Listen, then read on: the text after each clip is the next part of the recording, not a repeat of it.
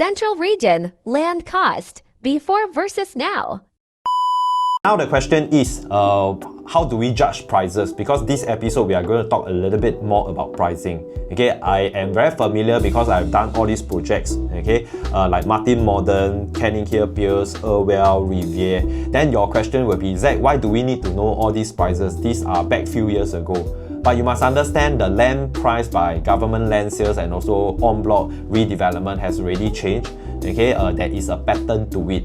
So I remember when we launched this project, Martin Modern, back in 2017, Guaco Land actually bought this piece of land at only 1239 per square foot. If you can see my screen, 1239 per square foot per plot ratio.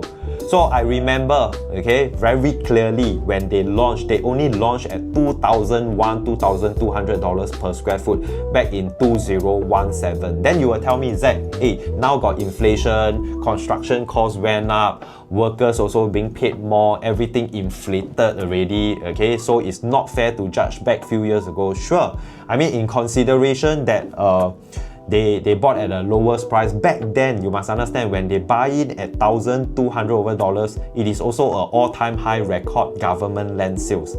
Then after which Canning Hill Pierce came into play, Irwell, Riviere, you realize they buy in at about $1,500, $1,700, $1,800. Cascaden Reserve bought in at $2,300 over dollars per square foot per plot ratio, by, of course, a very renowned developer, SC Global.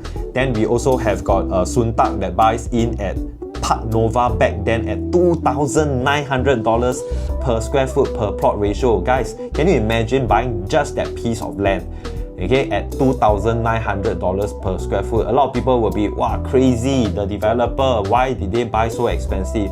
But you know the good news about this is that, do you know they managed to sell very well for this project? So sometimes it's about the timing, the kind of property that you come into. Park Nova is definitely the kind of trophy home that targets all the ultra high net worth at a point in time whereby a lot of Chinese buyers, foreigner buyers that comes into play, they come in and pay ABSD 30% and buy into all these large format units, okay, like Park Nova, even though they are selling it at like $4,000, $5,000, $6,000 per square foot. So I think timing is extremely important. But the question now is, what is happening to the government land sales in terms of pricing? Let's look at this.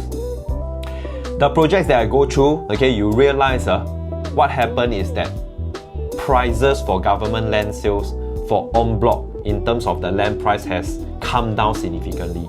Okay, last time used to be like average $1,500, $1,700, $1,800 for the normal, the same location kind of properties. But today, developers are buying Margaret at $1,001. Hello, only $1,001. CDL bought Zion Road at $1,002. Capital Land bought Holland at only $1,285. Right? Or your River Valley, okay, they are buying at $1,300 over dollars per square foot. Okay, Guaco Land bought at $1,004. And only Upper House, the most prime location here, okay, so to speak, is only at $1,600 per square foot. But can you imagine, you put current price compared to back then, developer bought the government land sales, didn't you see that prices actually comes down significantly, right?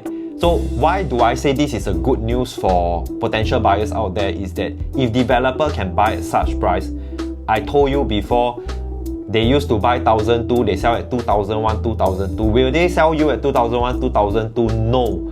Why? Because in the resale market, okay, there's a lot of transactions way higher than such prices at Martin Modern already. So today, I just want to be very clear in terms of pricing. You know how to judge in terms of the intrinsic value for all these properties, and how do you determine when the prices are out, when the development is being launched, how do you buy into all these properties.